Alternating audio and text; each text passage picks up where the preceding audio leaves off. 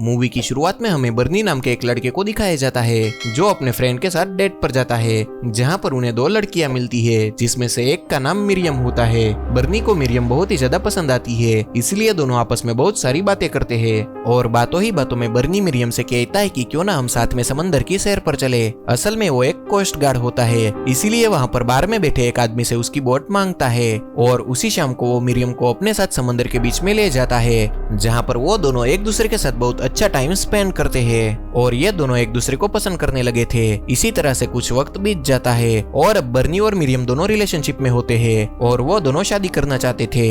बर्नी Miriam से कहता है कि कोस्ट स्टेशन के रूल्स के मुताबिक मुझे अपने सीनियर से इजाजत लेनी होगी, जो कि सिर्फ एक फॉर्मेलिटी है, और फिर 2 महीने के बाद हम शादी कर लेंगे। ये सुनकर मिरियम को बहुत खुशी होती है। वहीं जिस शहर में बर्नी रहता था वहाँ से 12 किलोमीटर समंदर के अंदर एक बहुत ही बड़ी शिप होती है, जो कि असल में एक ऑयल टैंक होता है जिसमें बहुत सारे ऑयल को स्टोर करके रखा गया था। और उस शिप में मौजूद लोगों को पता चलता है कि समंदर में बहुत ही बड़ा तूफान आने वाला है और जब वो तूफान आता है तो उनके शिप में क्रैक होना शुरू हो जाता है और शिप का जो कैप्टन होता है वो अपने इंजीनियर को इस बात की इंफॉर्मेशन देता है और बताता है कि हमने क्रैक तो रिपेयर कर दिया है, लेकिन तूफान की लहरों की वजह से वो रिपेयरिंग ज्यादा देर तक नहीं टिक पाएगा, इसीलिए हमें जहाज की स्पीड को कम करना होगा। हालांकि जहाज की स्पीड कम करने के बाद भी वो लोग कुछ नहीं कर पाते हैं क्योंकि वो टूटा हुआ था, इससे और भी ज्यादा टूटना शुरू हो गया था और अगले ही पल में एक बहुत ही बड़ी लहर आती है जो इनके शिप को 2 टुकड़ों में बांट देती है, जिसमें शिप के कैप्टन के साथ कई सारे लोग मारे जाते हैं। वहीं दूसरी ओर हमें बर्नी को दिखाया जाता है जो अपने सीनियर के पास शादी की इजाजत लेने के लिए जाता है, लेकिन उसका सीनियर उसकी बात नहीं सुनता है क्योंकि वो बहुत ही परेशान होता है और वो बर्नी को बताता है कि समंदर में जो बहुत बड़ा तूफान आया है जिसमें एक बहुत बड़ा जहाज डूब चुका है, जिसे रेस्क्यू करने के लिए सभी टीम यहाँ से निकल चुकी है। असल में उसका सीनियर उस ऑयल जहाज के बारे में बात नहीं कर रहा होता है। असल में उसी की तरह एक बहुत बड़ा जहाज समंदर के बीचों बीच डूब चुका था और सभी टीम उसे बचाने के लिए गई थी। तभी बर्नी का सीनियर बर्नी से कहता है कि समंदर में तूफान बहुत बड़ा है, तुम्हें फिशरमैन की मदद करने के लिए जाना होगा और फिर बर्नी अपने 2 साथियों के साथ वहाँ पर जाने के लिए निकल पड़ता है। रास्ते में वो अपने साथियों को बताता है कि पहले भी मुझे रेस्क्यू मिशन के लिए भेजा गया था, लेकिन मैं कभी उस जहाज तक नहीं पहुंच पाया जिसका रेस्क्यू मुझे करना था और उस जहाज में 8 लोगों की मौत हो गई थी और उसके लिए बर्नी अपने आप को जिम्मेदार समझता था। वहीं दूसरी ओर समंदर में हमें उस ऑयल शिप को दिखाया जाता है जो 2 हिस्सों में बटकर टूट चुका था। इसका नाम पेंडलस्टोन होता है। उसका वो हिस्सा जिसमें इंजन होता है उसमें बहुत सारे लोग अभी भी जिंदा बचे हुए थे। उसे क्रू मेंबर किसी भी तरह सुरक्षित बचाना चाहते थे, लेकिन समंदर में तूफान बहुत बड़ा होता है, साथ में ही उस शिप का कैप्टन भी मारा जा चुका था, इसीलिए वहाँ पर सब रे नाम के आदमी को कैप्टन बना देते हैं। इसके बाद वो सब लोग मिलकर शिप के इस बचे हुए हिस्से को पानी में एक जगह पर रोक लेते हैं। तभी रे सबसे कहता है कि हमें पंप के अंदर पानी को नहीं जाने देना होगा और अगर ऐसा हुआ तो जहाज की सारी इलेक्ट्रिसिटी चली जाएगी। यहाँ पर कुछ लोग ऐसे भी होते हैं जिसका ये मानना था कि शिप में जो लाइफ बोट होते हैं उसमें बैठकर सबको यहाँ से चले जाना चाहिए, लेकिन कुछ लोग इसके खिलाफ होते हैं क्योंकि समंदर में तूफान बहुत ही ज्यादा बढ़ चुका था। फिर भी रे एक लाइफ बोट को नीचे उतारता है और जैसे ही वो पानी में गिरती है तो वो लाइफ बोट डूब जाती है। इसका मतलब कि इन सभी लोगों को यहाँ पर किसी का इंतजार करना होगा। ये लोग लगातार यहाँ से हॉर्न बजा रहे होते हैं। तभी हमें किनारे पर एक आदमी को दिखाया जाता है जो इनकी हॉर्न की आवाज को सुन लेता है और समझ जाता है कि समंदर में कोई शिप फंसा हुआ है जिसे हमारी मदद की जरूरत है। इसीलिए वो आदमी सीधा बर्नी के पास जाता है जो यहाँ पर फिशरमैन की मदद करने के लिए आया होता है और वो आदमी बर्नी से कहता है कि समंदर में कोई शिप लगातार हॉर्न बजा रहा है। तभी बर्नी समझ जाता है कि वहाँ पर किसी को मदद की जरूरत है, इसीलिए वो अपने सीनियर को इन्फॉर्म करता है, जिससे वो लोग समझ जाते हैं कि वहाँ पर ऑयल शिप जिसका नाम पेडलस्टोन है वो खतरे में है। फिर इस मिशन को बर्नी और उसके 3 साथियों को दिया जाता है कि वो तीनों के तीनों उसे बचाने के लिए जाएंगे। मिशन पर जाने से पहले कुछ फिशरमैन जो अभी अभी समंदर से लौटे थे वो उसे बताते हैं कि समंदर में जिस जगह पर तुम जा रहे हो वहाँ पर बहुत ही बड़ा तूफान है और अगर वहाँ पर तुम गए तो तुम कभी वापस लौट कर नहीं आओगे। इसीलिए अगर तुम अपनी जान बचाना चाहते हो तो समंदर के आसपास ही घूमकर तुम अपने सीनियर को बता देना कि तुम्हें कोई शिप नहीं मिला,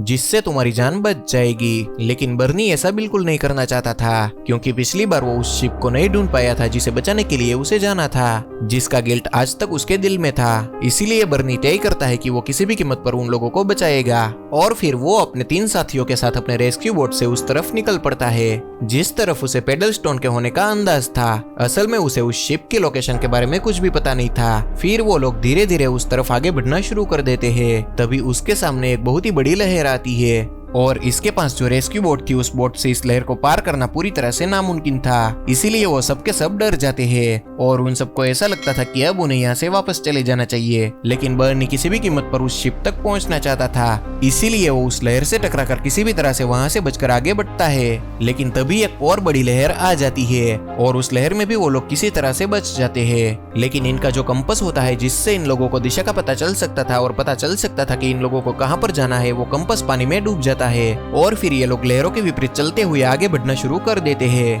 और अब ये लोग सिर्फ अंदाजे से ही आगे बढ़ सकते थे। तभी हमें पेडलस्टोन शिप को दिखाया जाता है जिसमें सभी क्रू मेंबर बहुत ज्यादा डरे हुए थे और उन सबको अभी भी उम्मीद थी कि कोई उन्हें बचाने के लिए जरूर आएगा। लेकिन लहरों पर टकराने की वजह से उन शिप के पंप में पानी भर जाता है और इसीलिए उस जहाज की सारी इलेक्ट्रिसिटी चली जाती है। इसका मतलब कि कोई भी अब इस शिप को दूर से नहीं देख सकता था क्योंकि उसमें किसी भी तरह की कोई लाइट नहीं जल रही थी। इसीलिए वो सब लोग डर जाते हैं और शिप के टॉप पर आ जाते हैं। वहीं हमें दूसरी ओर बर्नी की गर्लफ्रेंड मिरियम को दिखाया जाता है जो बर्नी के सीनियर के पास जाती है और कहती है कि समंदर में बहुत बड़ा तूफान है, तुम्हें बर्नी को वापस बुलाना चाहिए, उसकी जान खतरे में है। लेकिन वो सीनियर उसे ऑफिस से निकाल देता है और इस बात से मिरियम को बहुत टेंशन होने लगता है। और जब वो गाड़ी चला रही होती है तभी टेंशन की वजह से उसकी गाड़ी एक जगह पर टकरा जाती है और तभी वहाँ पर एक लेडी आती है जो उसकी हेल्प करती है और जो उसकी गाड़ी स्नो में फंसी हुई थी उसे निकलवा देती है। वहीं दूसरी ओर हमें बर्नी की रेस्क्यू बोट को दिखाया जाता है जो लगातार आगे बढ़ रही थी और अब उन सबकी जान खतरे में थी। बर्नी के साथी बर्नी से कहते हैं कि हमें वापस लौट जाना चाहिए क्योंकि उन लोगों को ना ही दिशा का पता था और ना ही कहां पर जाना है ये पता था। लेकिन तभी बर्नी कहता है कि हमें उन सभी लोगों की जान बचानी होगी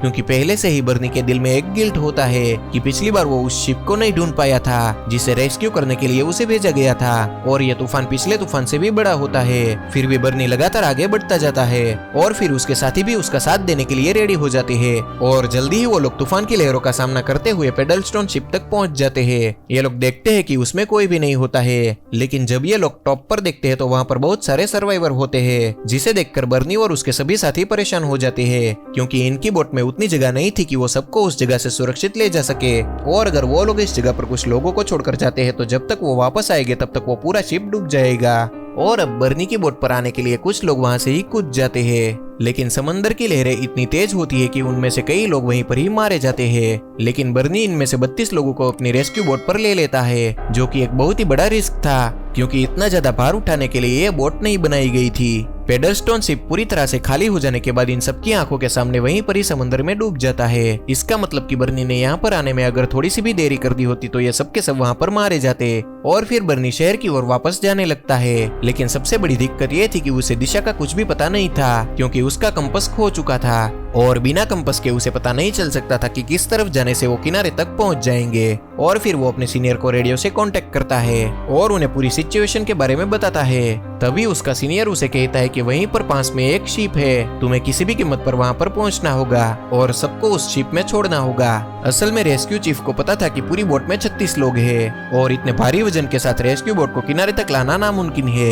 लेकिन बर्नी उसके ऑर्डर को फॉलो नहीं करता है और वो तय करता है कि वो सबको लेकर किनारे की तरफ आगे बढ़ेगा। तभी रे बर्नी से पूछता है कि तुम हम तक कैसे पहुंचे और वो बताता है कि समंदर की लहरों के ऑपोजिट चलते चलते मैं यहाँ तक पहुंच गया और अब मुझे नहीं पता कि हमें कहाँ पर जाना है क्योंकि मेरे पास मेरा कंपास नहीं है। और फिर बर्नी लगातार आगे बढ़ना शुरू कर देता है और सबको यकीन दिलाता है कि मैं सबको वापस घर जरूर पहुंचाऊंगा, जिससे सबके अंदर कॉन्फिडेंस आ जाता है क्योंकि इतने बड़े तूफान में सबने जीने की उम्मीद खो दी थी। फिर वो लोग लगातार आगे बढ़ते रहते हैं और अब यहाँ पर मुसीबतें और भी बढ़ जाती है क्योंकि वहाँ पर तेज बारिश होना शुरू हो गई थी जिस वजह से उन सबको बहुत ठंड लग रही थी। लेकिन जैसे जैसे वक्त बीतता है बर्नी के चेहरे पर चिंता की लकीर आना शुरू हो जाती है क्योंकि उसे नहीं पता था कि वो किनारे की तरफ जा रहा है या समंदर की गहराई की तरफ। और उसे जल्दी ही अपने से दूर एक बहुत ही छोटी सी लाइट दिखाई देती है जिससे उसके अंदर उम्मीद आ जाती है। और फिर हमें शहर का किनारा दिखाया जाता है जहाँ पर उन सबके फैमिली वाले उन सबको रिसीव करने के लिए आए हुए थे। वो सबके सब बहुत दुखी होते हैं जिनमें मिरियम भी मौजूद थी जिससे बर्नी शादी करने वाला था। और बर्नी ने जिस रोशनी को देखा होता है वो मिरियम की गाड़ी की लाइट थी जो मिरियम ने जला कर रखी थी। फिर बर्नी लगातार उस गाड़ी की लाइट की ओर आगे बढ़ना शुरू कर देता है और वो भी अपनी रेस्क्यू बोट की लाइट जला देता है जिसे देखकर किनारे पर खड़े सभी लोग बहुत खुश हो जाते हैं क्योंकि उन सबको पता था कि बर्नी अब रेस्क्यू बोट के साथ सभी लोगों की जान बचाकर उन्हें वापस लेकर आ रहा है। और फिर जल्दी ही बर्नी किनारे तक पहुंच जाता है